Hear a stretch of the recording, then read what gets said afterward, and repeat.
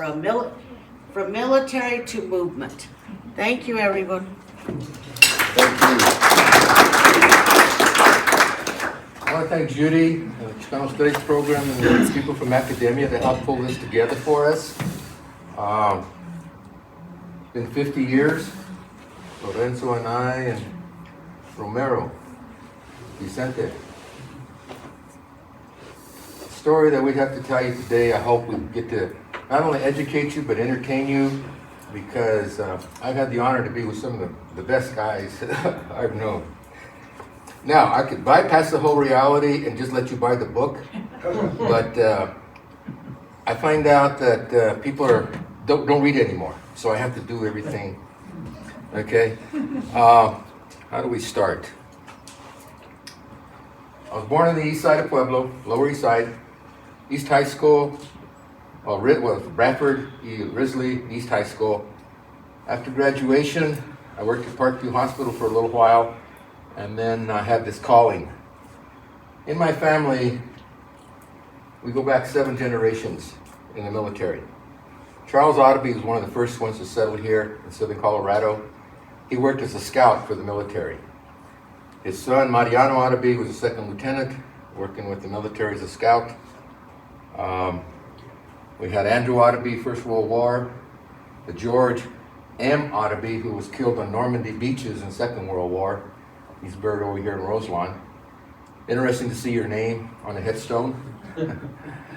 My dad, myself, my grandson is right now in the Marine Corps artillery. Now, the reason I set the stage is because during Vietnam, a lot of people didn't want to go, you know.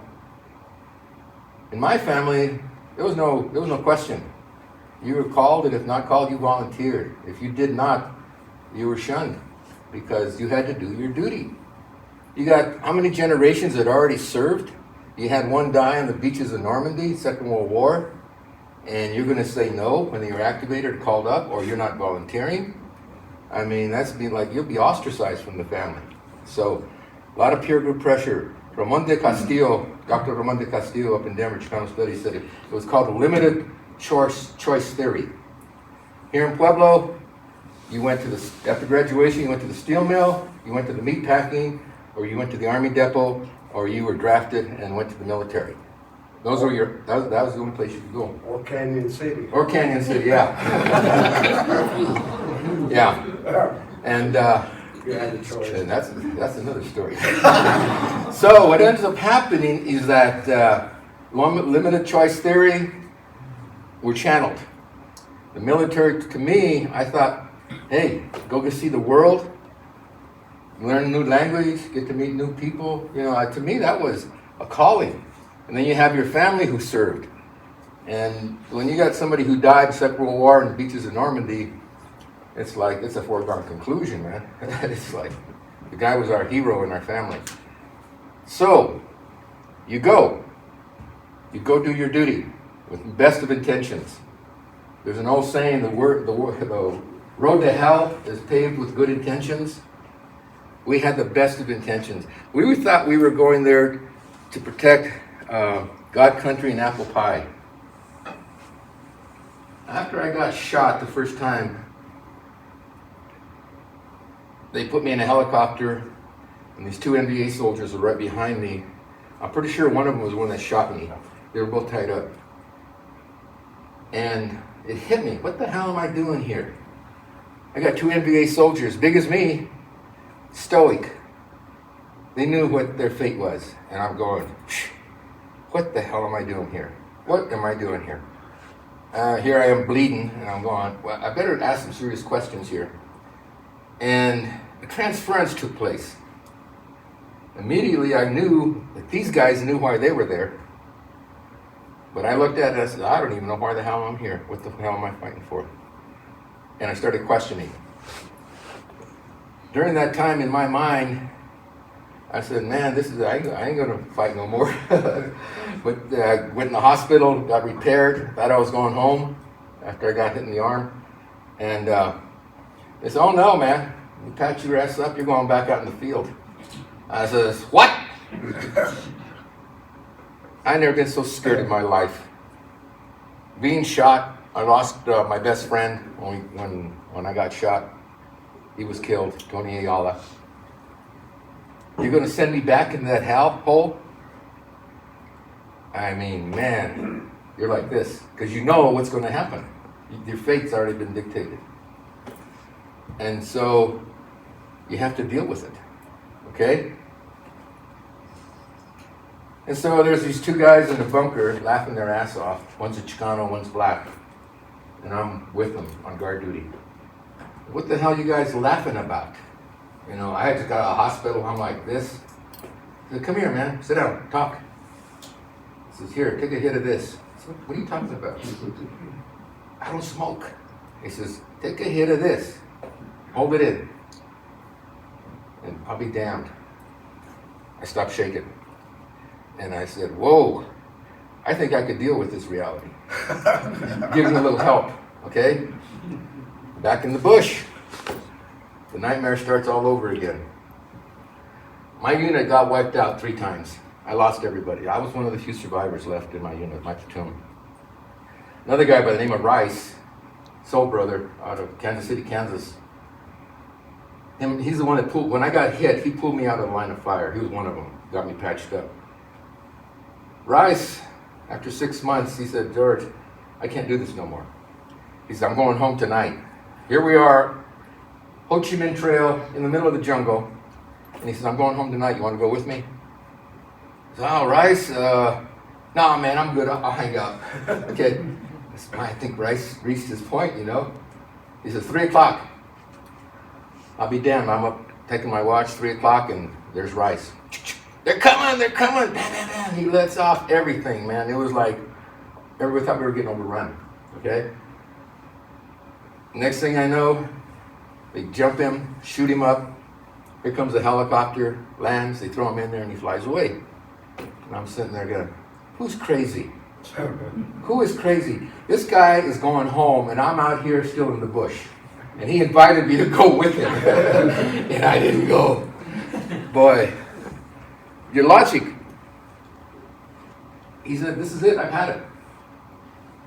They send him back to the States to give him a medical discharge. Because when he saved me, that same day he earned the Bronze Star. So they said combat got to him.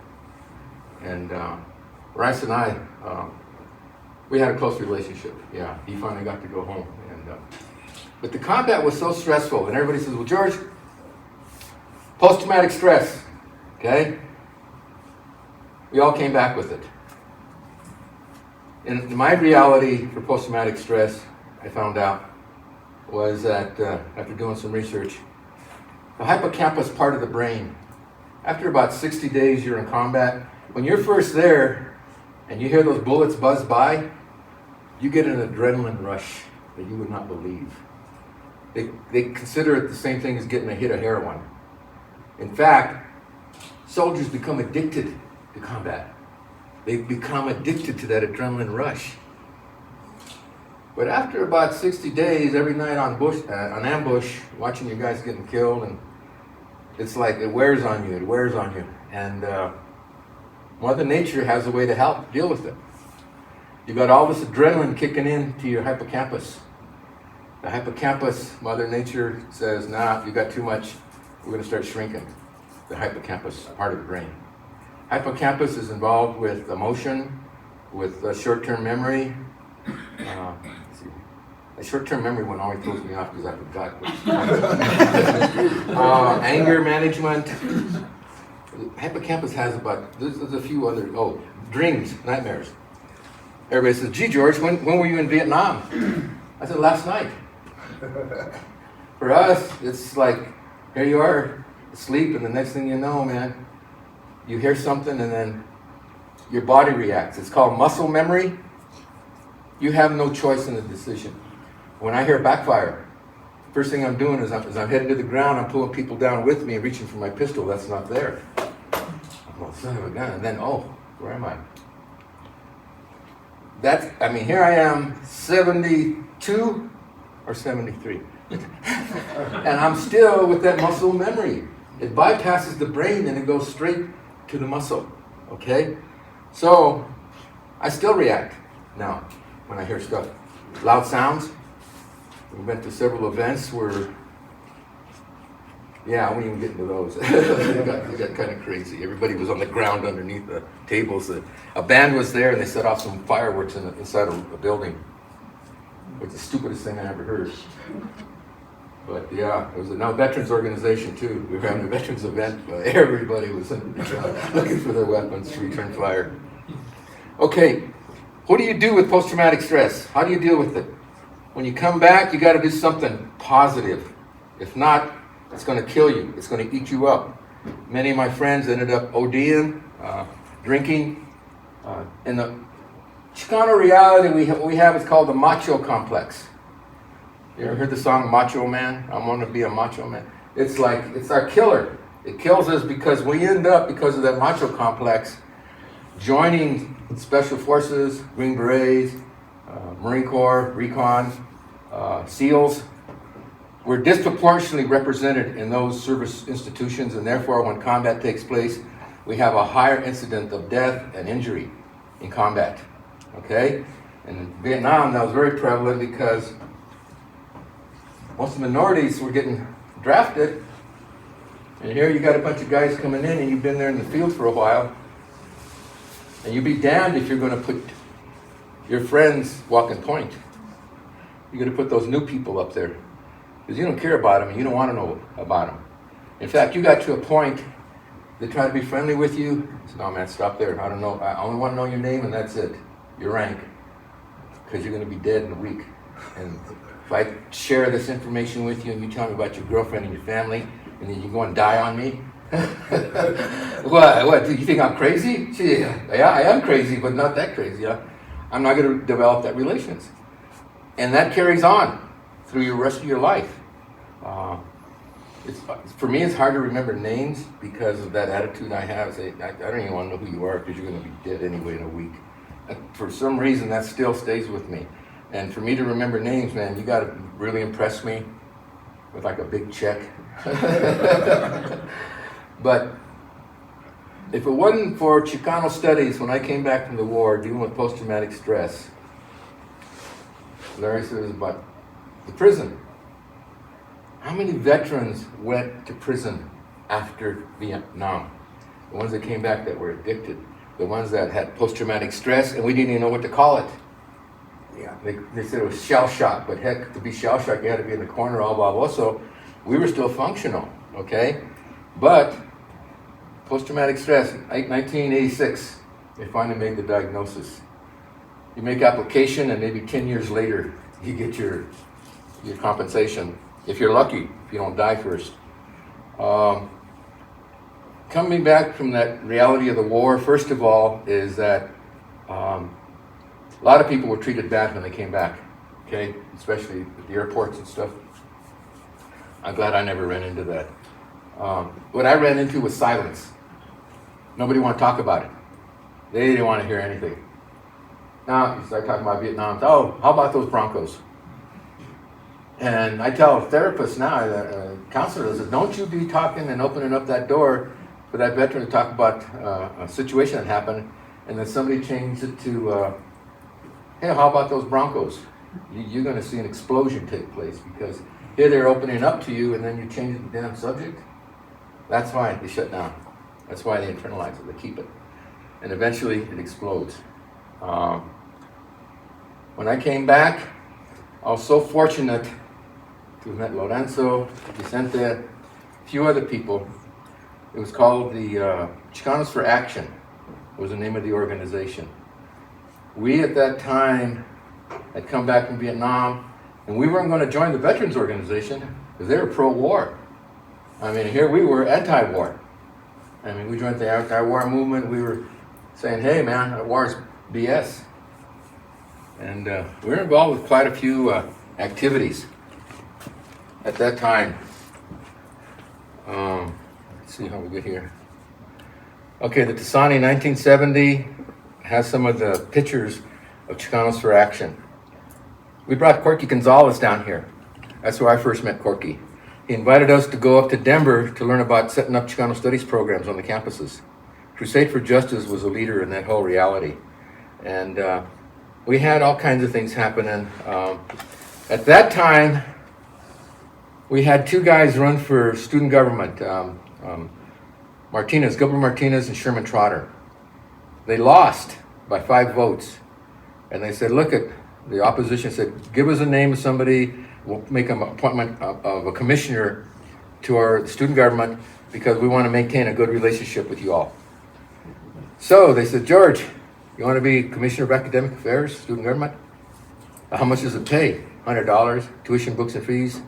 Hell yeah, man. I jumped on in a minute, only to say, what the hell does a Commissioner of Academic Affairs do in student government? And so, thank goodness, Corky had come down. We had met. We used to go up to Denver, meet with UMass from CU, UMass from Northern Colorado, and from Metro and from CSU. We'd meet every month. Hell, they thought we were going to CU. They thought we were permanent students up there. But Chicanos for Action would send people up there. And that's how we started to understand what Chicano Studies was all about.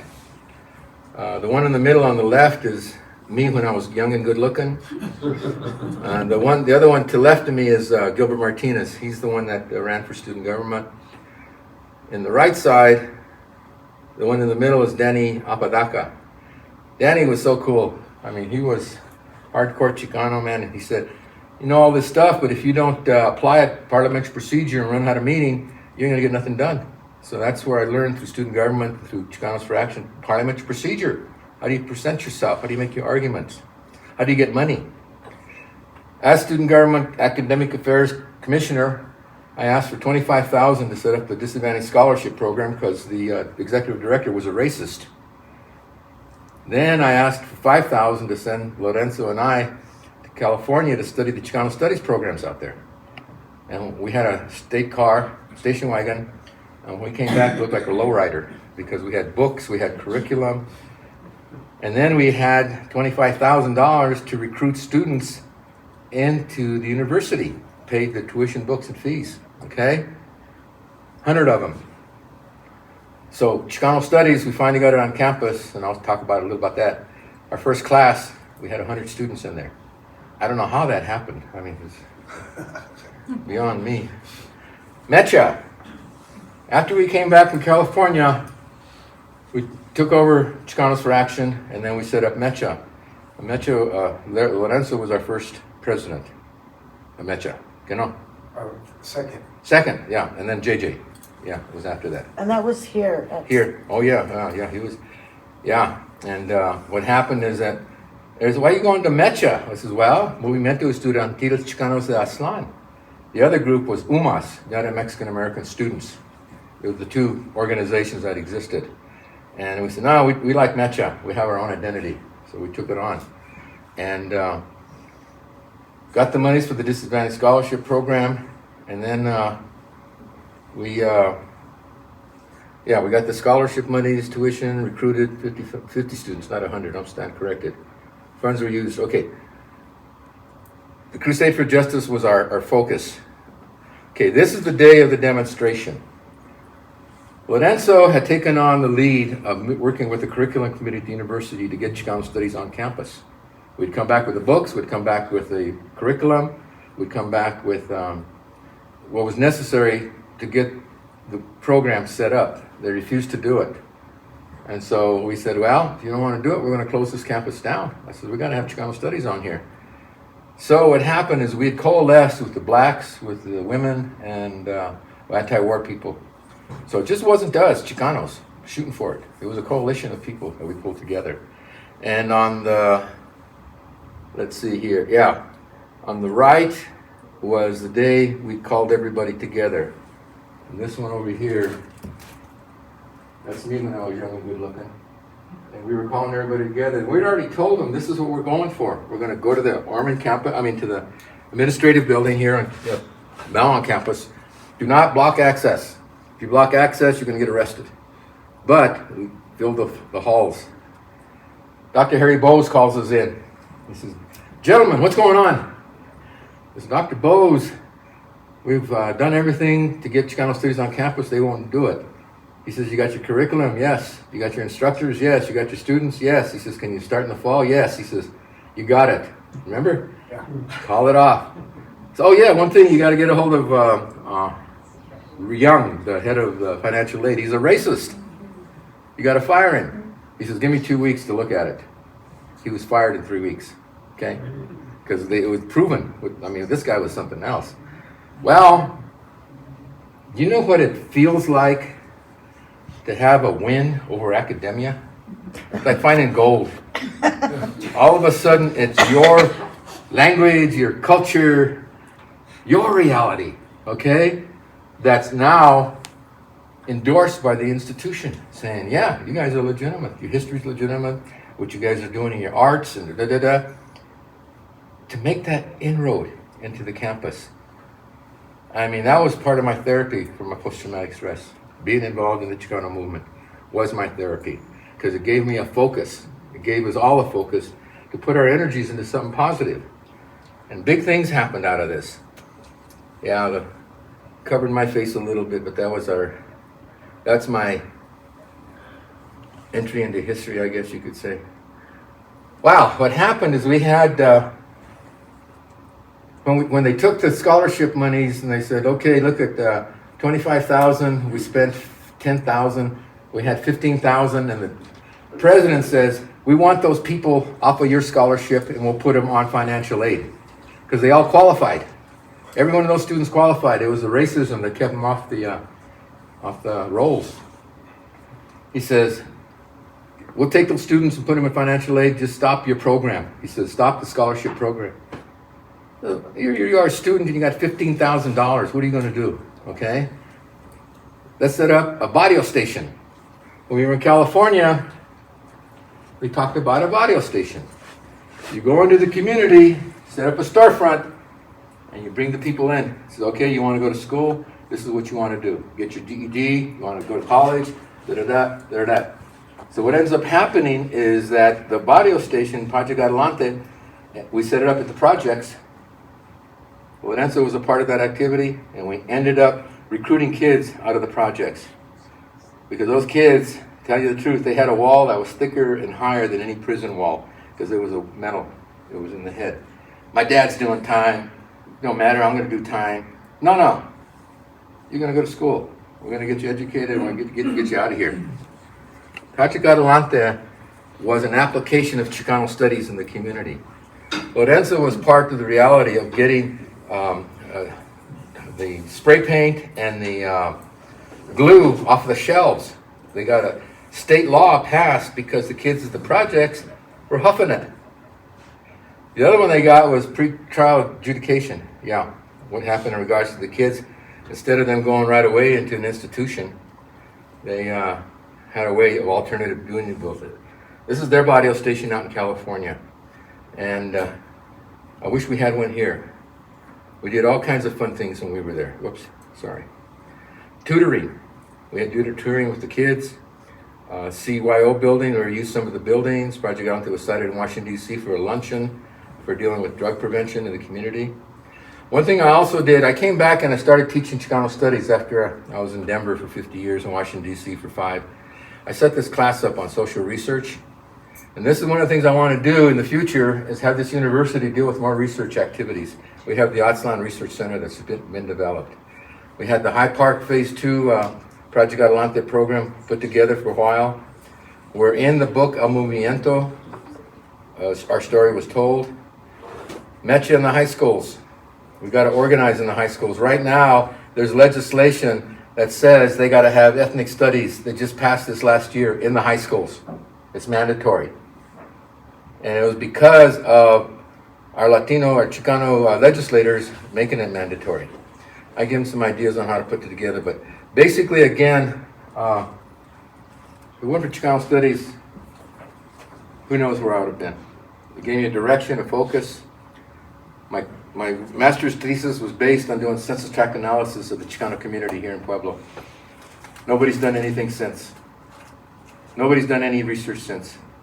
They're doing one now on broadband in reference to the census tracts. When I did my master's thesis, there were census tracts up there like 30–40% poverty. You got them now 50%. I mean, lack of access to the internet. You got poverty and lack of access to the internet, you're setting the people up for failure. If you cannot access the internet now, you're out of the loop, man. And then look what happened with the schools. Kids having to, because of the COVID. So, in summary, how do I wrap this up? I just set up a political action committee called Rural Colorado United, and we went after Bolbert, raised $300,000. I did some commercials against her and the militia. So now I have the honor to be called the head of Antifa for Colorado.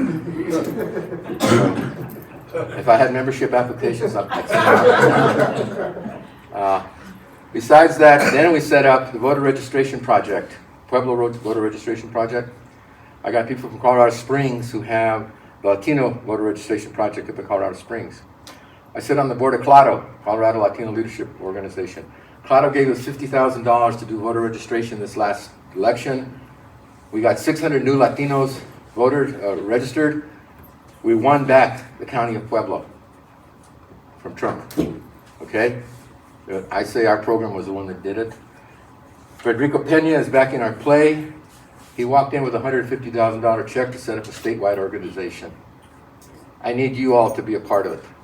We're going to do voter registration, nonpartisan, but it's getting our people involved, and each one of you have to be a part of it. If you want to see what we're doing, give me a holler. Most of you have my contact information. But what we want to do is get these students into Chicano studies. CLADO has a program for legislative internship program. So after we get them through Chicano studies, we'll have them be able to go to Denver and work for the legislators as interns. And guess what? Guess who puts the legislation together? Not the legislators, it's the interns. They say, I want this, and they put it together. We need that, because Southern Colorado is a stepchild.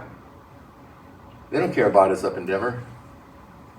But we have a responsibility to document what's going on, do the research. Right now in Pueblo, we have the highest rate of COVID, lowest rate of immunization, highest rate of overdoses, highest rate in reference to opioid addiction, and highest juvenile justice people going into the system, disproportionate. Pueblo is a prime case to be looked at to do research in those areas and say, how do we deal with that and overcome it? Health and advocacies, man. I've been given the sign. A sign from above. Yeah, above. Thank you so much. You, I George. appreciate you taking the time.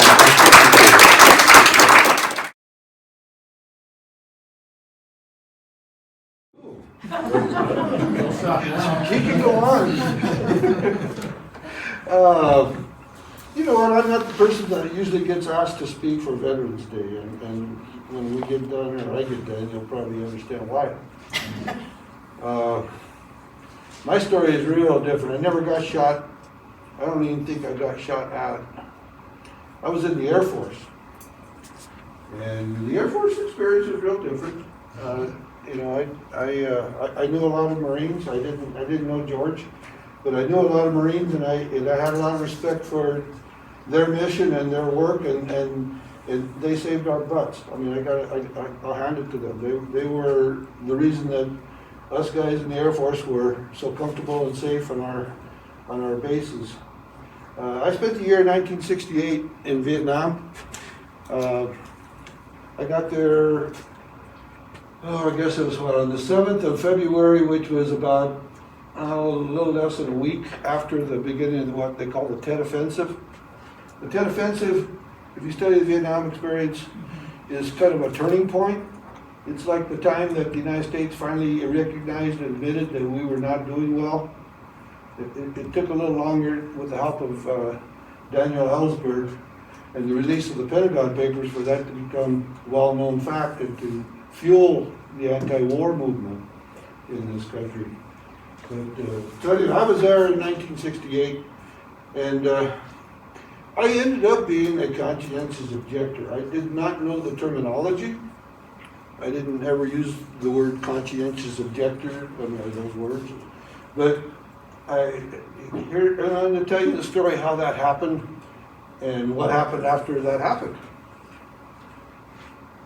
I worked on F-4 Phantoms. F-4 Phantoms was the baddest jet fighter the Air Force had in 1968. At Da Nang Air Force Base, we had 3 squadrons of fighters, and I think there's 50 airplanes in a squadron, so we had about 150 F-4 Phantoms. And I worked on the electronic, computerized weapons release system. They called us fire control, which when I got the MO that says that you're going to be in fire control, I thought, well, I'm going to be a fireman. That's pretty cool. But no, fire control was the electronic technicians that controlled the 28 volts that released every weapon the Air Force Phantom, or the Phantom carried. The F-4 Phantom carried. We had bombs, we had rockets, we had air-to-air missiles, we had a centerline Gatling gun. All those weapons were controlled by our little 28 volts that our computer generated, and that was what we did. And I got there and I was very gung ho. I could hardly wait to get to Vietnam. I knew I was going to go. You know, in some ways I'm a little like George's family. All the males in our family served in the military. It's just a given. I had to flunk out of college before I decided to become a serviceman. But anyway, I knew I was going to Vietnam. When I was in high school, we saw the war start, saw the newspaper articles. I knew that Vietnam was in my future, and I tried all kinds of ways to avoid it, but I couldn't. So I ended up volunteering, because they held it over our heads. I was at Davis-Monthan Air Force Base in Arizona, and they held it over our heads. You know, if you get out of line here, we'll just send you off to Vietnam. Well, I just said, let's go. So I went to Vietnam, and like I say, I was gung ho, and I wanted to help as much as I could. I wanted our airplanes to drop bombs exactly where they're supposed to, and support the troops in the field. And you know, I'm sure George could tell you stories about our F-4 Phantoms coming in over his shoulders to close air support. I mean, that's one of the things we were really proud of. When we got a work order on a plane, we had 5 minutes to get it in the air. And if we didn't get it in the air in 5 minutes, that means people were dying in the field someplace, and we were in bad trouble. They counted aborted flights like we're counting COVID right now. You didn't want an aborted flight on your watch, on your tour of duty. So anyway,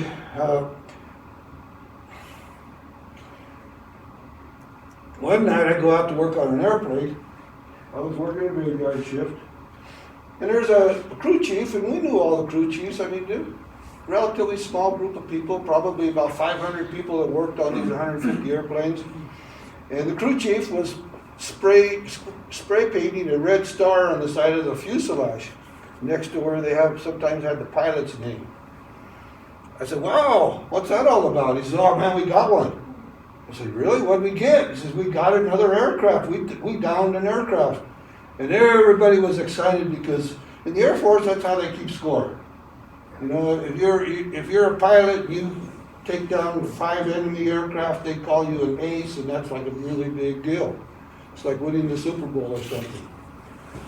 So anyway, we got all excited. It was like a fever, went up and down the flight line. Before I know it, there's red stars on that plane and red stars on that plane. And I remember one plane had 3 red stars on it, and that guy was on his way to being an ace. And we were so proud, and we drove around in a little truck that had a radio. We could hear the pilots radioing the tower when they were coming in, and they would say, we got one. And when they said that, the guys that hid their buddies in this little Quonset hut where the pilots all hung out, they would get in a truck and go taxi out and meet that plane as it came in. And as soon as it came to a stop, the pilots would get down and they start popping corks of champagne and pouring champagne over each other's heads, and it was a wonderful thing. And the crew chief was painting red stars on the airplane, I mean, it was something. And I wasn't much of a photographer then, but I got asked to take pictures. I took a lot of pictures of pilots with their red stars, and it was so exciting for about 2 weeks. And then I went out to work on an airplane about 2 weeks later, and another crew chief was spray painting over the red star on an airplane. I said, "What are you doing?" He says, "It never happened." I said, "Well, what never happened?" He says, "We never shot down anything." Well, I didn't believe that. Well, it turns out, through the rumor mill, we were told that roughly the same number of helicopters that we had claimed to have shot down were missing from the Army helicopters. And this is all over the DMZ, on the demilitarized zone. And anyway, we were all just heartbroken at even the notion that somehow we had contributed to the death of our own soldiers, some killing our own, knocking down our own helicopters. And you know what? In about a month, nobody ever talked about it. We would just forget about it. We really don't know what happened. We didn't at the time in Vietnam. We didn't really know what happened, but we thought we knew what had happened. I went to R&R, Hong Kong, it was great. Got back, and I walked into my commanding officer's office, and I told him, I said, "Sir, I don't think I can work on those planes anymore. I don't want to do anything to contribute to more death." I said, "Wow," I said, "that's pretty heavy." He says, "You know, in a war zone, that could be considered treason." I said, "Well, you know what? I'm not going to work on these planes anymore. So you got to do what you got to do. I'll do what I got to do." And he said, "Just a second." He gets out the manila folder and opens it up. He says, "You got a fairly good military record. You haven't been in that much trouble." He says, "Man, I hate to turn you in." He says, "What could you do?" And I kept thinking, "Well, what could I do?" He says, "Could you deliver the mail?" I said, "Hell yeah, I think I could deliver the mail." He said, "Well, we need a mailman. You could be the company, the mailman for the squadron for the rest of the time that you're here." Man, I thought, that's wonderful. And you know what? That guy, that major, I don't even remember his name, did me a great favor. He let me live with my conscience. He gave me duty that I thought I could perform that wouldn't necessarily contribute to the war effort. And that's what I did. I did for the last 2 months I was there, and it was really a pretty cool job.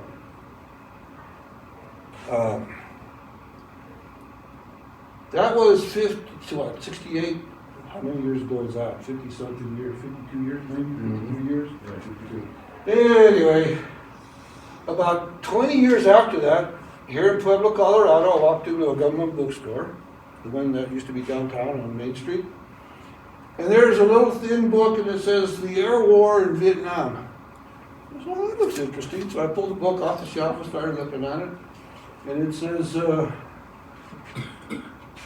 there's a chapter where it discusses that the Air Forces claim that they had shot down enemy helicopters over the DMZ. I said, "Man, that's heavy." That rings a bell. So I read the chapter. The chapter's amazing. It says that the Air Force claimed, and it didn't say any exact number, but it was under 20 and over 10 that the Air Force had claimed enemy kills. And then there's, well, I think I have it here. Let me see if I can read some of this to you.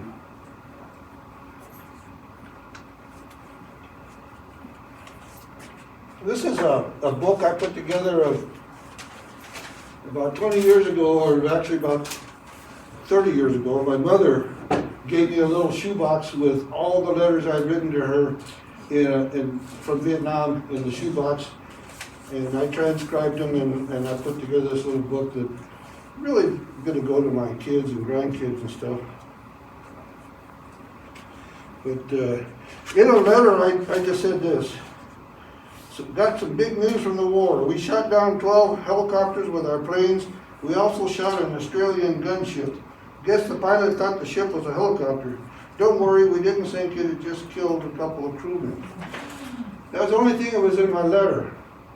But here's what I wrote about that letter. The big news of the war happened in June while I was working a graveyard shift from 11 to 7 in the morning. Day and night, our planes were flying north on missions over the DMZ. For about a week in mid-June, there was speculation that the North Vietnamese army was flying helicopters north of the DMZ and maybe crossing over. The word that our pilots shot down several enemy helicopters quickly traveled down the flight line by word of mouth. Let me see, I'm going to move on. I talked about how the system worked. We had it's kind of like a video game. We had a little screen, 2 screens. We had 2 pilots, one in the front in the back. The backseat guy controlled all the weapons. He was the navigator, and the pilot flew the plane. And he did also control a few weapons, but anyway, we could track a target up to 200 miles away. But within 100 miles, we could shoot that target down. Between 50 and 100 miles. And most of these helicopters that I'm talking about got shot down between 50 and 100 miles. And so the pilots never saw them. All they saw was a little blue or a little bright green blimp on the screen, and they would try to identify it, and they would check with all the other sources of, anybody know whose aircraft is at this place, and if nobody claimed it, we shot it down. And it would disappear from the screen, and that would be a confirmed kill. That's all they needed to say they got one. Great start. And the poor little Australian ship, because of the way the water reflects radar, the pilot that shot the Australian ship thought he was shooting an airborne aircraft, but it was sitting in the water. But anyway.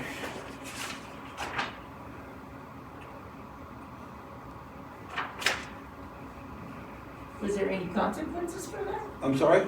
Was there any consequences for doing that? No, there was no consequences. This was a war. It was okay.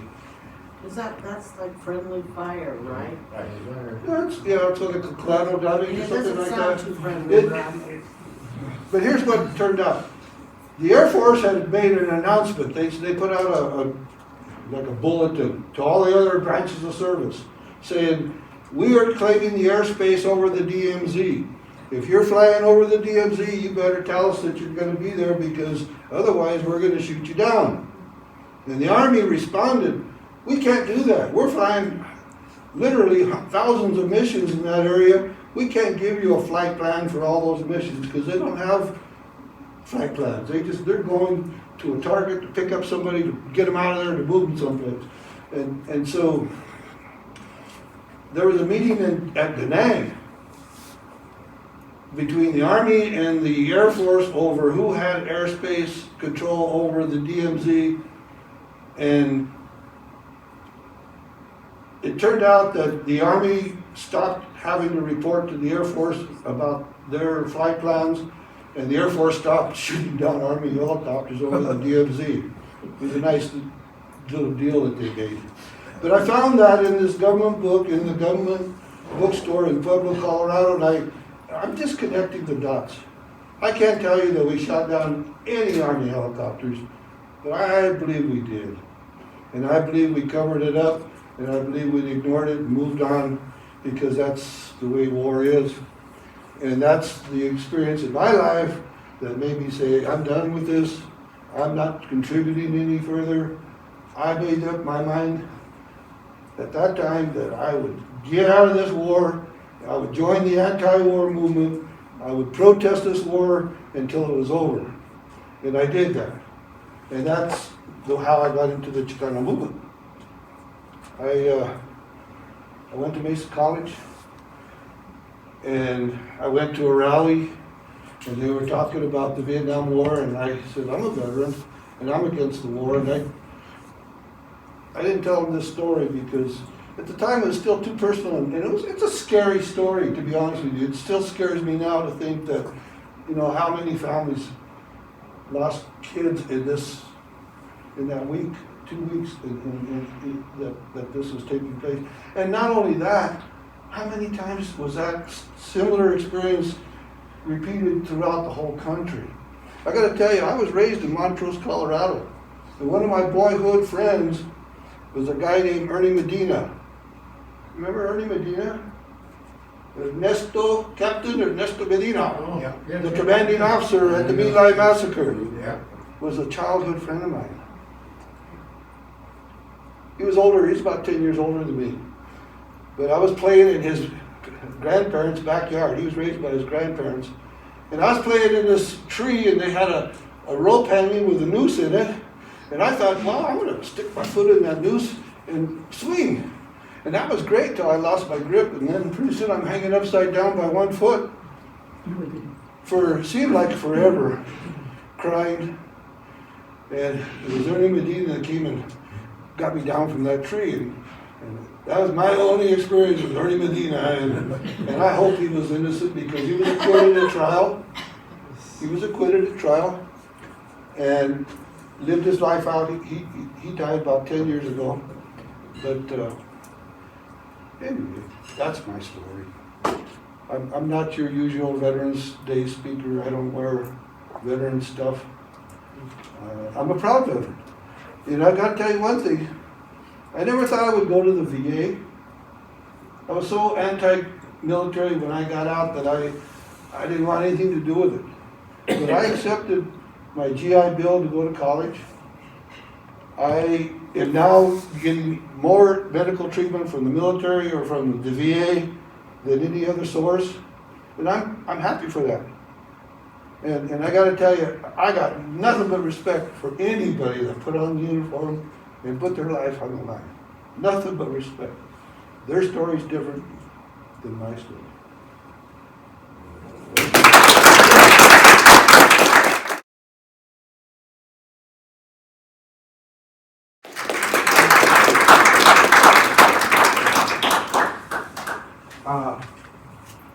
I've been coming to these meetings and stuff, and I want to say I'm very proud to be able to be up here to be able to speak to y'all. I was the chairman of the committee that started the Chicano Studies program. I was an engineering student. I had a slide rule, and I had books, and everybody else was studying sociology, teacher education, psychology, blah, blah, blah, and la, la, la. And here I am with the slide rule, books, calculus, physics, chemistry. And they're saying, what are you, some kind of egghead? And I'm like, wait a minute. I don't know, I was kind of confused there for a while, but I came from a big family, 12 of us. I was born in Alamosa, and I learned how to speak Spanish before I learned how to speak English. We moved from Alamosa to Pueblo. In Alamosa, when I was growing up, we were farm workers. My father, my uncles, they would get all their families together, and they would contract fields to go pick all the crops in that field. We'd get up before the sun came up. We'd get in the back of these trucks covered. We'd get in there, and we'd have our little buckets, and my mom had lunch prepared for us. She'd boil potatoes and eggs and different things that we had to eat for lunch.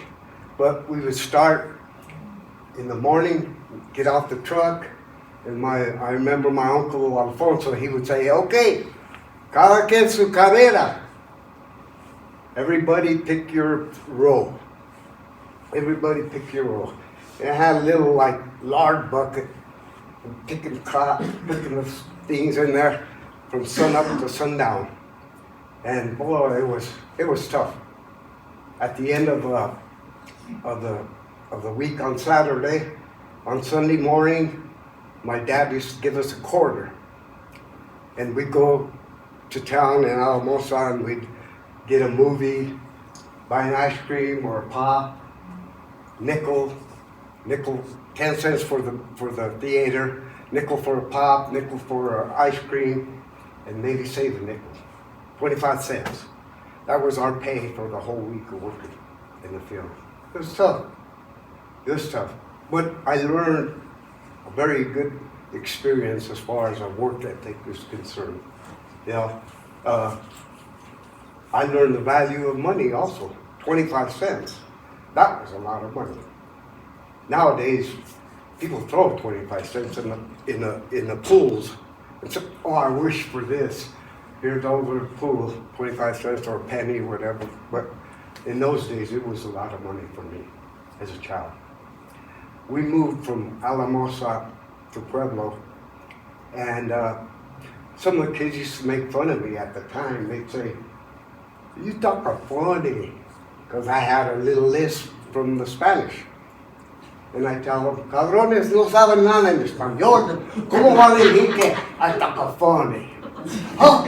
What do you say? What do you say? They didn't understand any Spanish because they were raised here in Pueblo, where most of the parents were told, "Don't teach your kids Spanish because it'll be a hindrance to them."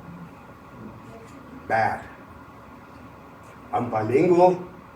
Hablo en español, hablo en inglés, and I'm very proud of my heritage, and I'm very proud of my language because that's a part of my culture.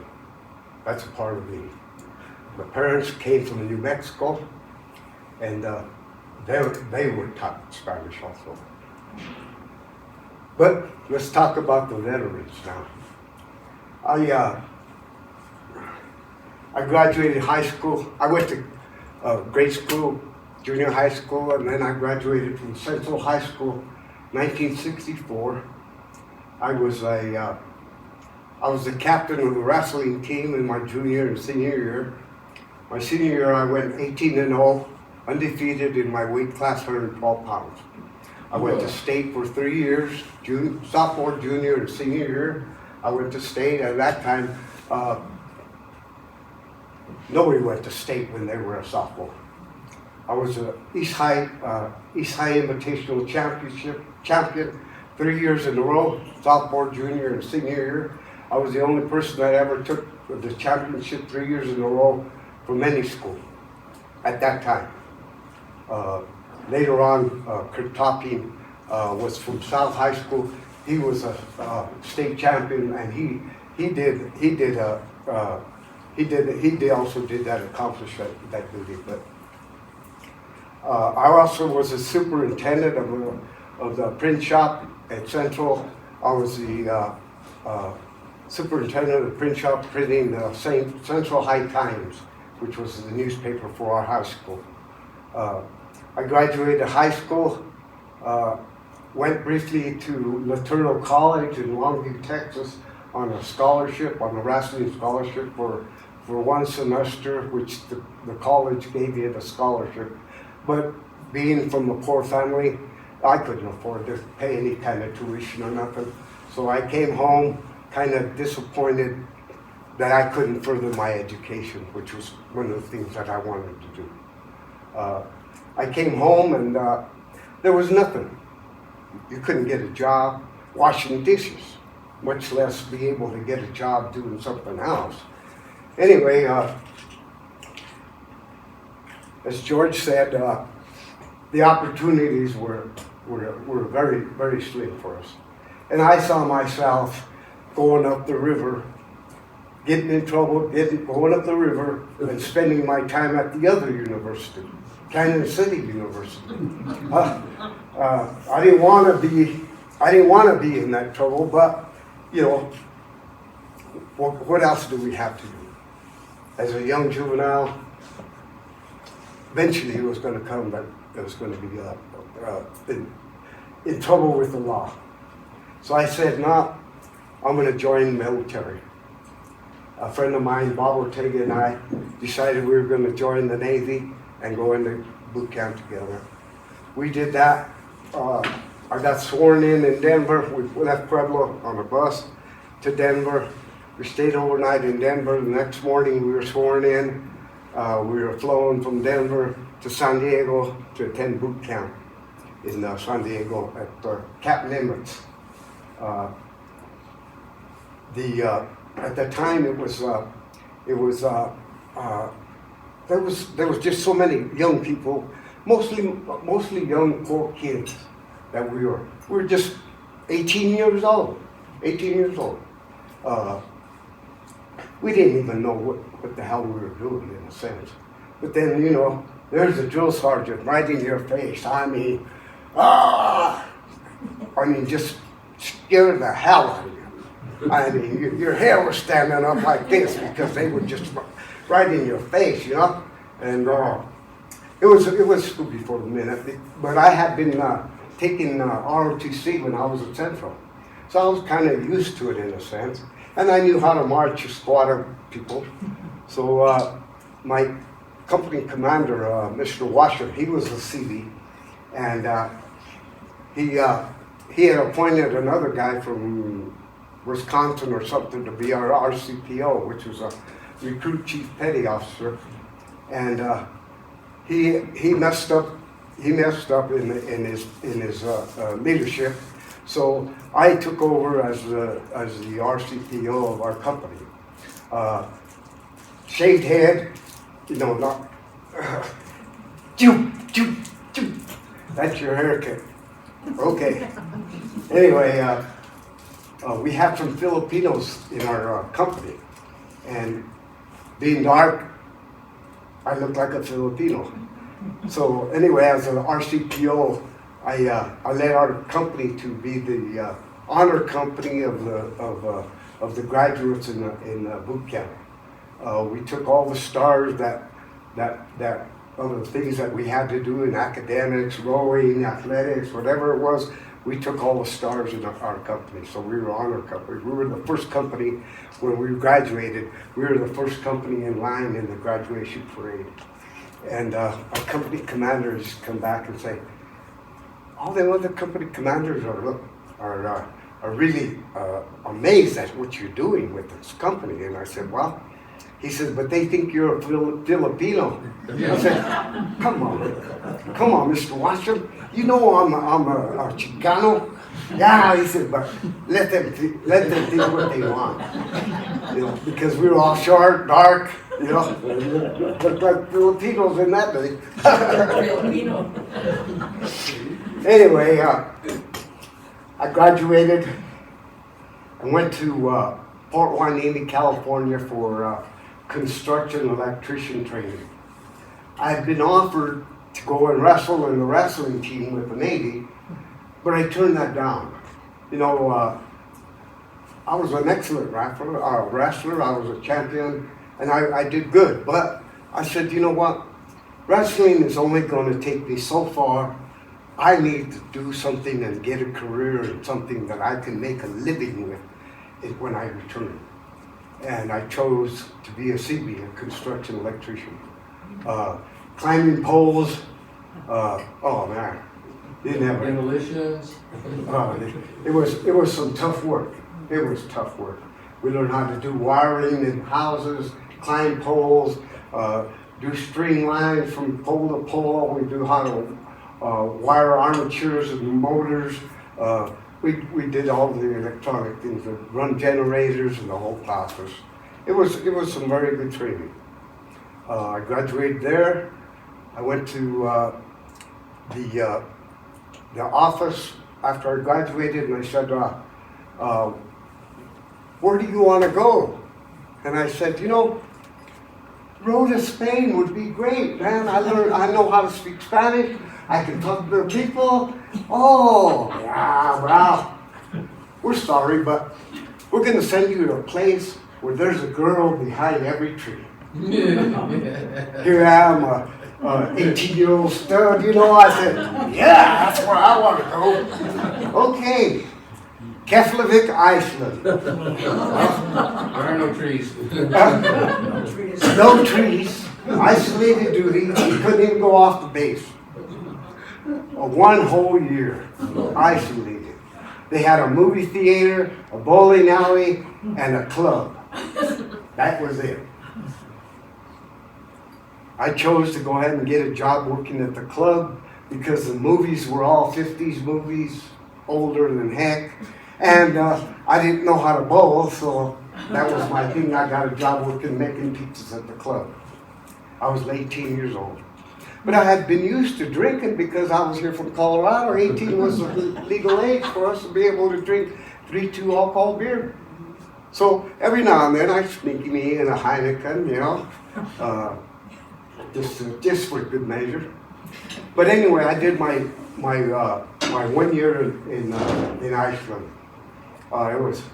It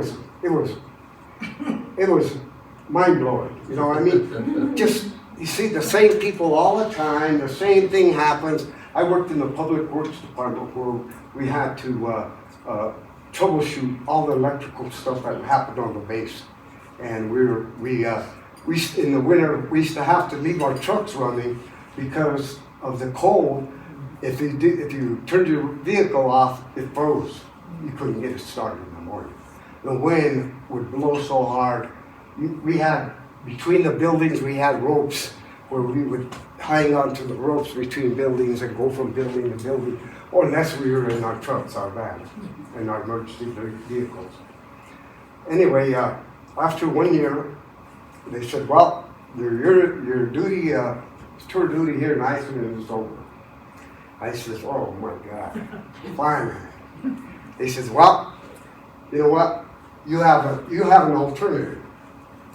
You can stay here, or you know where you're going. And at the time, everybody knew it was Vietnam. And I told that guy, I said, you know what? If it's my destiny to go to war and die for my country, in the service of my country, so be it. But I'm not staying on this guy. You're crazy, I said. That's right. I'm crazy, but I'm not insane. Yeah, if I stay here, I will be insane. Anyway, I left. I went to Davisville, Rhode Island. I joined Mobile Construction Battalion 71 in Davisville, Rhode Island. I worked in the supply department in the company where we got all the gear, all our battalion gear together and put it all in boxes.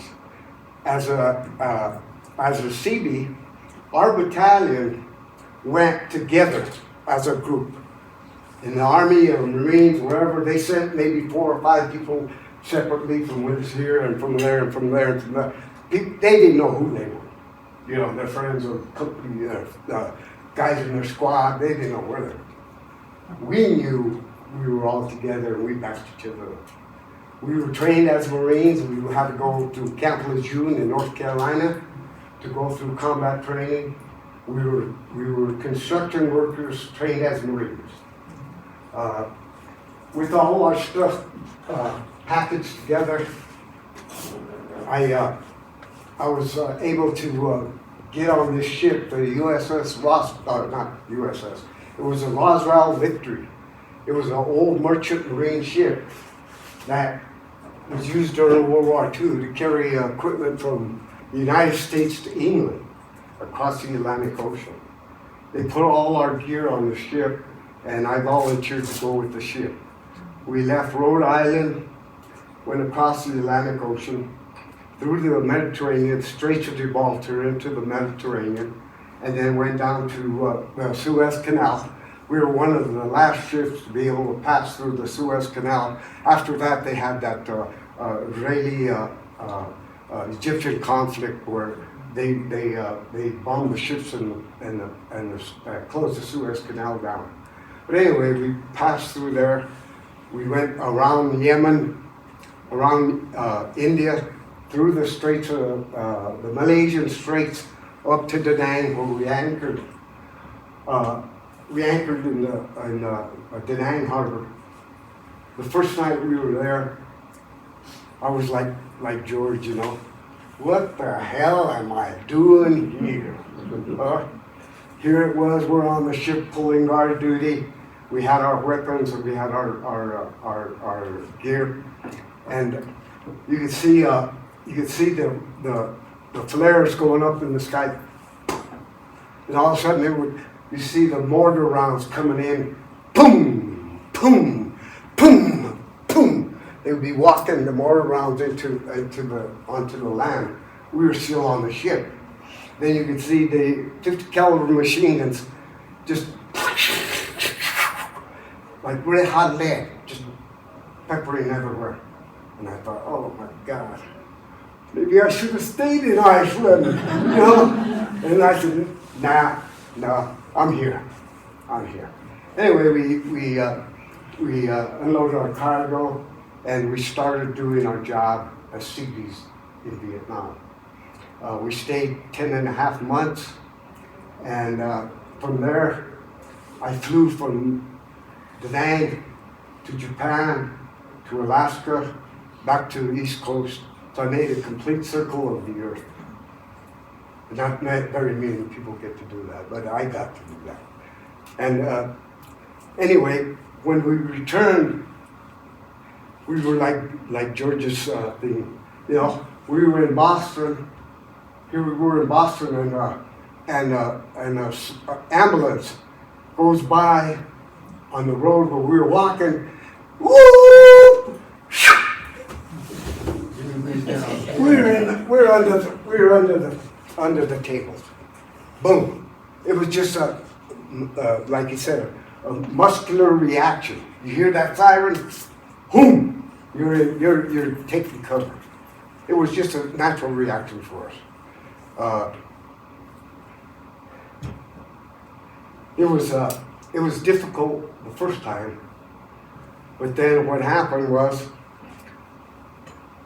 we got all our gear back together again for the other battalion to go and take the next tour. Well, the old man come back and he says, there is no other battalion to take our place, so we're going back. What? We already did our tour. Nope. Your obligation is 13 months in country. You did 10.5. We're going back. We're all going back. A lot of happy campers we were. So here we go. Got our stuff all together again. Here's our second tour going back. On our second tour, we built a concrete runway, a lighted concrete runway in True Light, where the Air Force planes and the Marine planes and the Navy planes would all take off, supporting the ground troops there. All day and night you could hear that the jet planes taking off, helping support the ground troops. It was difficult to handle the first tour, but the second tour was even worse, because it was like it's like, you know, we didn't want to be there. Even I go to the village sometimes, and I seen a Vietnamese young Vietnamese girl, and she asked me a question. She said, "Why are you here?"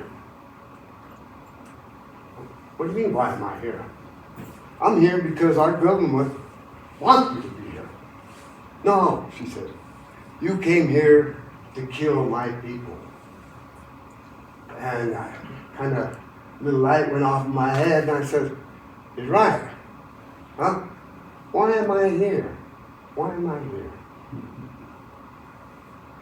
It's like in the book our friend wrote, I was a farm worker sent to Vietnam to go kill their farm workers. And that didn't hit me very good. I said, nah, this ain't right. I was kind of like in Juan's position. This ain't right. And it wasn't right. It was all political. Where the rich got richer The people who made the munitions, the guns, the bombs, the planes, and all the other rich corporations, they're the one that capitalized on the war. We were the ones getting killed. I used to see the body bags stacked up on the runway. Stacked up. Getting ready to be sent home to the United States. That was the worst feeling. I mean, you just couldn't, I mean, it was just heartbreaking. All these kids, 18, 19, 20-year-old kids, that's what we were. Kids, fighting a war. For what? It wasn't worth it. It wasn't worth it. I didn't have all the trauma that George had being shot or nothing, but the experience that I had coming back was the worst of it all. No welcome home. No, hey, right on, Lorenzo. You're a good veteran. You went over there and defended our country. Nothing. Nobody wanted to talk about it. Nobody wanted to say, thank you. Welcome home. They spit on us, threw urine and feces on us. How do you think I felt? How do you think we all felt? We felt betrayed by our company, by our government, by our people, by all the people. Not necessarily just the only veterans that talked about the war were the other veterans. It was heartbreaking. The worst part of it was, who knew I was a veteran? At that time, we tried to be try to fit in as much as we could into the population without having to think that we're going to go postal, or we're going to go crazy, and we're going to shoot up the post office, or we're going to shoot up, the university, or we're going to do all these things. That's what people had in their mind of us. The worst part again was going to California one time to visit my friend that I joined the Navy with. I had bought a new Volkswagen and was traveling to California, and I stopped in Pagosa Springs over after Wolf Creek Pass to go grab some dinner or lunch, something, anything. I was hungry.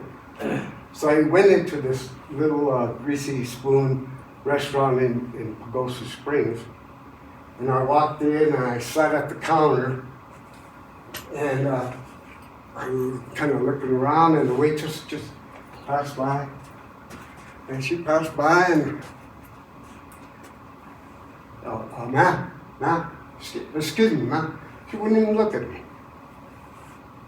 And I thought, what the hell? I got shit on my face or what? So I go to the bathroom. I come out of the bathroom. I look in the bathroom in the mirror. No, I look good. I'm all right. I went and sat back down again. Oh, ma'am. Ma'am. She wouldn't pay attention to me. And I thought, what the hell? So I looked around, and all these people, all these white people were staring at me. I thought, what the fuck? What the fuck? What's going on here? And then I snapped. I said, you know what? I was dark because I had come back from Vietnam, the sun and whatever, and I was dark. I kind of resembled probably an angel from Durango or from the Navajo tribes that were around there, And I thought, I know what it is. That's what it is. And they're just waiting for me to say, well, you motherfuckers, you're discriminating against me. And right away, automatic, sheriff, come down here, get this man, he's causing a disturbance in our establishment, arrest him, put him in jail. And I thought, oh my God. I said, nope, don't be stupid, Randall. Don't be stupid. Don't fall into what they want you to do. They're all looking at you and see how you're going to react. And I said, you know what? I got up, I turned around, I smiled at them all. I got to the door and I said, "Bye, dog." And I walked out the door, got on my Volkswagen, and went to Durango and got something to eat. But for them to deny me, a Vietnam veteran, a meal, just a meal. You know, I wasn't asking for anything else. I wanted to eat. I was hungry. But did they know I was a Vietnam veteran? No. I looked like an Indian today. And I said, you know what? This is bullshit. We have to do something about this process.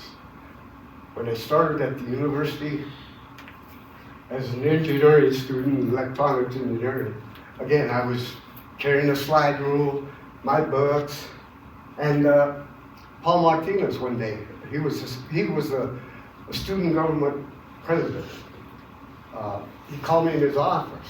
He said, "Lorenzo, I'd like to talk to you." I said, "Sure.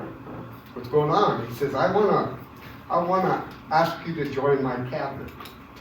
I said, "Yeah, well, what do you got in mind?" He said, "I'd like for you to be my ombudsman." I didn't even know what an ombudsman was. You know what I mean? Ombudsman. I thought maybe it was like a hotel job or something, you know, following around, taking notes. And I said, nah, I don't think so. He said, "What's the matter?" And I said, I'm not good at taking notes and stuff." And he said, "What do you think this job is?" I told him, and he said, No. He says, "An ombudsman is a special person in my cabinet that I want to do a special project with." And I said, "Oh, wow. Well, what is that?" He said, "I want you to bring Chicano studies to campus. Can you do that?" And I said, "You know what? You know what our motto is in the CBs? Can do. Can do," I told him. He said, "Okay." I said, "But I'll tell you one thing. If I need support, money, or whatever it takes to get this project off the ground, I want your support. Whatever you need, Lorenzo." So we accommodated with George in student government to get $5,000. We got Paul Martinez to get a state vehicle, and we took off to California, which we had already been before. And we seen that they had Chicano studies already in most of their campuses. When we had approached the curriculum committee here at the university, SASC, I think George mentioned it the last time we were upstairs at the administration office, looking outside into the Lower East Side, and the doctors from the curriculum committee said, "Well, why do we need Chicano studies? Why?" And we said, look out there, Lower East Side there, dog patch. That's why." "Well, we don't know. Next it'll be women's studies and Indian studies and black studies." And we said, "Yes, come on, get your heads out of your butts." You know what I mean? Hey, we live on a slum. We want Chicano studies. They said, "Okay, we'll give you 30 days to come up with a curriculum, lesson plans, books, professors, 30 days. They knew they couldn't even do that themselves in 30 days.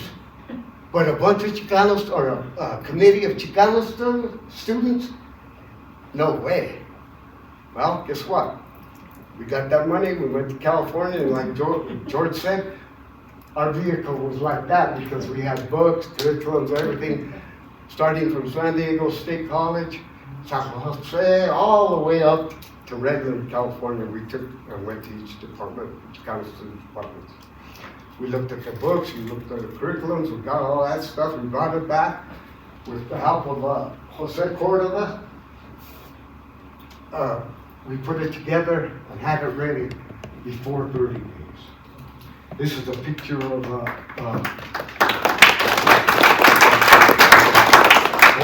it's a picture of us in San Jose State College, where we were talking with some of the Chicano students there. We returned, Dr. Corolla put it all together with our help and our input. We analyzed all the programs that had been studied in California, and we brought them here, put them to our benefit so that we would know what we wanted here for our people. Before the 30 days was up, the curriculum committee, we were waiting in the classroom in the library. We're all sitting down waiting in there.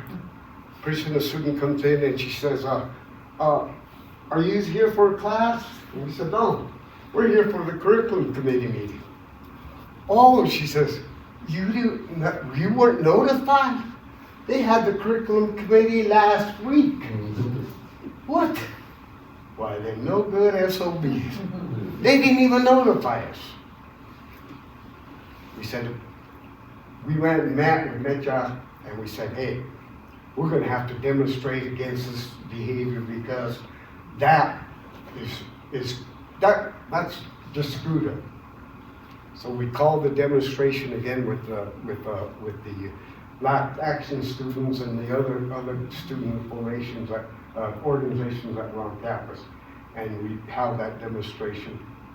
And that's when President Bose came and said, look guys, call off the demonstration, and I'll make sure that you have an audience with these doctors, or some heads are gonna roll. We had our meeting. They allowed us to go ahead and present Chicano studies. They had the qualification that we have at least 100 students there. We have to take the classes, and we had more than that. So we got that accomplished. And today it's still here, 50 years. Amazing, amazing. Que viva! Chicano studies. So you didn't take George with you to Pagosa Springs again, right? Larry left out one important factor, is as we were walking out of the president's office, the sheriff's department was pulling in with the riot gear, and they were gonna bust heads, okay? Remember, we're walking out of the administration building, and they're walking towards us, and we had already won, okay? So there they were, ready to use their new shields, their new batons, and had their gas masks on. They were ready to bust some heads. Gee, you didn't let them practice? And then we just said, well, where you guys going? I said, oh, we got a demonstration out there. Well, demonstration's over. But we had another group that decided to go block access to the student center, and they got arrested. They were not part of Metro. They were people that weren't even college students. And they wanted to deny people access to the pub. And Because they were serving Coors beer. That's right, I was there. yeah. I still don't drink Coors beer. So what ended up happening then is we walked out with a victory over academia. And to us, Larry and I, Vicente was with us. You win, now okay, now what do you do? What are you gonna do with that? And that's the Project Atlanta, and Larry didn't say too much about that, but the bio station. I'm getting to that right now. Yeah, tell about the bio station. As far as Mecha Movimiento Estudiantil goes, when we were in California, there was a book, the Metro Manifesto, which outlined how to conduct meetings, how to approach administration, how to do a radio station, how to, it was the plan. It was a book that gave us information on what we should be doing as students, not just to go get our education, but to go get our education, return to the barrio, and implement those things for our people. Not for ourselves, not to graduate and go to Chicago and be a intellectual or somebody with a degree, but return and go back to the barrio. And part of that plan was to form a radio station in the community. We formed Project Adelante, which was in the auspices of drug abuse. We went into the projects.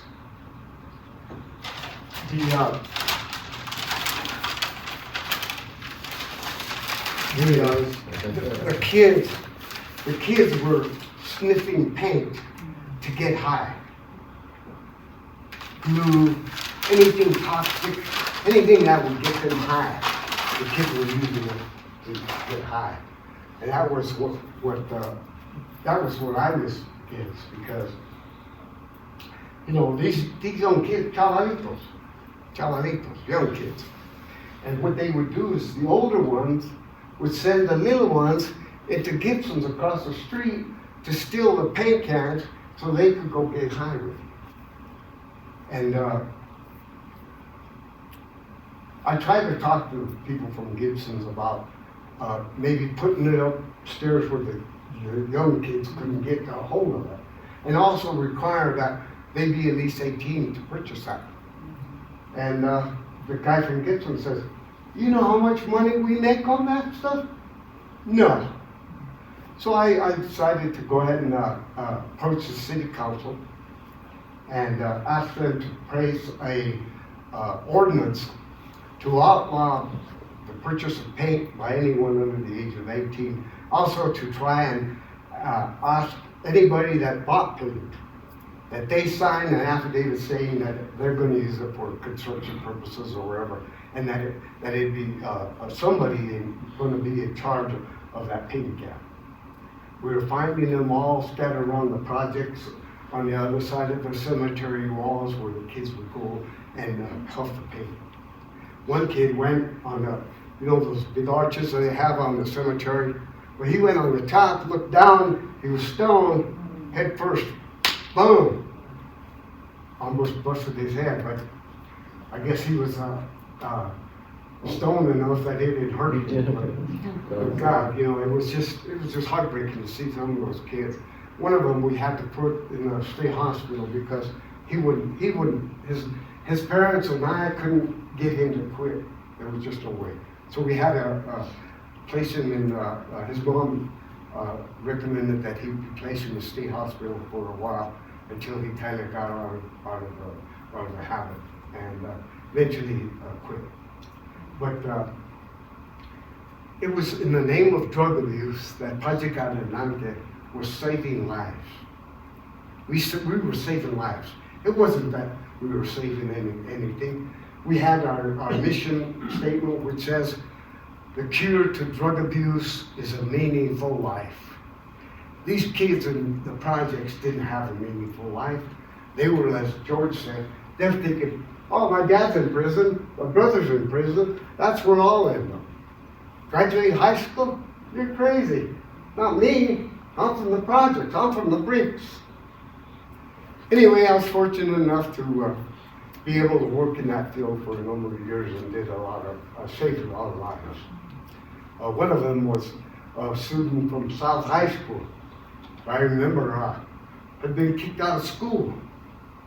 He had been in a history class, and the teacher was teaching the class state capitals of different states. Anyway, the student raised his hand and he said, "Teacher, how do you say the capital of Kentucky? Louisville or Louisville?" And she said, "Well, if you're from the South, you say Louisville. If you're from the North, you say Louisville." And he said, "No, it's Lexington."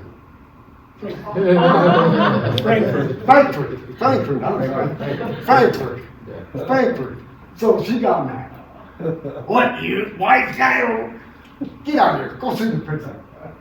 So he goes, sees the principal, and the principal says, hey, you've been in my office I don't know how many times. This is it. I'm kicking you out of school. Oh? No, you're not. What do you mean? I'm the principal. The board, school board and authorities and everything gives me the right to kick you out if I want to, and you've been misbehaving, and we're gonna work, that's it. You're out. He said, no, you can't. You can't kick me out. Well, why not? Because I quit. Huh? So his father comes to see us. Father got it out there. Says, you got to do something with my son. So I was given the task of helping. First thing I did was said, you go into classes, go get your GED. Went to classes, studied for about a couple months. When they took the GED, got his GED, and started college. Before his classmates even graduated from high school. So when they came to the college, they seen him and they said, oh, what are you doing here? Why? Well, you dropped out of school. Oh, yeah, that was a while back. But guess what? I'm a sophomore freshman. And that was Vicente Romero. Right here. He went on to get his bachelor's degree, worked for the Department of Corrections and the state hospital as a drug abuse counselor, which I helped create the standards for drug abuse programs and counselors with the state of Colorado through ADAP, Alcohol and Drug Abuse Division of the state of Colorado, to certify counselors and programs in the state. I was certified as a level 3 counselor, which is equivalent to being a doctor in a program curriculum. Anyway, I think it's time for me to go, and I brought my sea bag. I brought some stuff that I have, pictures. One of the things I wanted to show was after Project Adelante, we lost our funding. We were a national model program declared by National Institute on Drug Abuse in Washington because of the program that we offered in Chicano, in Project Adelante. We had a boxing team. We had a school bus that we took the kids swimming and different activities, Mother Cabrini in Denver, and I took the boxing team all over the state of Colorado as a bus driver, taking them to participate in the boxing episodes that we had. Anyway, this is a stamp of Cesar Chavez, that was put together, and I got the envelopes put on them and the stamp, so that it's like a memorial in a sense for Cesar Chavez. There's a picture of myself and my brother, and Fastly Fountain, who was a professional pool player. I got started into playing pool and eventually owned a pool hall for 23 years that I ran in Vesper, trying to keep the kids out of trouble after leaving Project Adelante, because it wasn't about me, it was about the youth and getting them off the streets and being able to have them get educated and not end up in the... Was that the corner pocket? Corner cigar store. Next to Jorge's on Evans Avenue, we had a lot of children, kids that were in the streets at the time. We opened the pool hall so that they could go in and play pool and get off the streets. A lot of the old-timer pool players would say, "Give a liquor license so we could go in there and drink and play pool." I said, "No. You want to drink to go play pool? Go to the bar over there. This is for the youth. We're going to keep the youth off the streets and out of trouble." And it worked for a lot of them. They are so grateful that we gave them an opportunity that many of them now see me and they say, if it wasn't for you, Lorenzo, God knows where I'd be. Lorenzo, I want to thank you because I grew up in La Junta, and we would take the bus over here to your programs, and then we would take them back. Your drug abuse programs helped. My mother became a dry person, and she went through the state hospital program and became a level 2 or 3 counselor before she died. And then I became involved in the movimiento until my brother was killed in Vietnam. And then I married and, of course, raised my kids, and now I won't be back in it. But because of your programs, La Junta and Rocky Ford, Las Animas, and Manzanola, we had that. But some people forget the Arkansas Valley people. Yeah. That is something I've been pushing, that you need to remember us. When you walked out over here, we walked out over there. When you had that protest, we came in buses illegally, not able to drive yet, and we did that. And a lot of my buddies did do the huffing, and because of your program, we were able to start pushing them away. Yeah. So I want to thank you for it, and finally get to meet the man that did it. Thank you very much. You're welcome. I want to end by saying that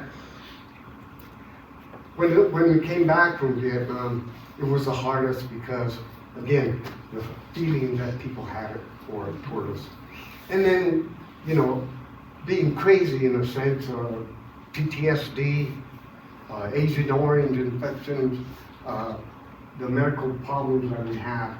And the VA would not recognize any of those, or any of those symptoms that we had. They were just watching and waiting for us to go postal in a sense, you know. Oh, they're crazy Vietnam veterans. Well, yeah, we were crazy, but we weren't insane, and we tried to have the VA assist us, and they turned us down and turned us down and turned us down. It took me 7 years to finally get a rating as far as my disability was concerned. I have diabetes, and I suffer from PTSD and nightmares and the whole works from the war. And finally, the VA is finally acknowledging what we did in the service and acknowledging the medical conditions that we suffer from today. And I thank you all.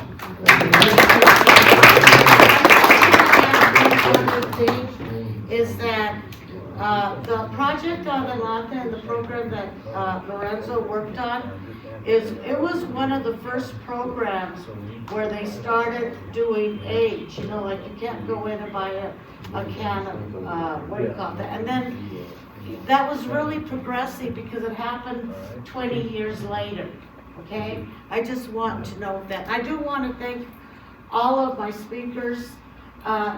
There's a woman right here, I forgot her name. She would like to get all the veterans.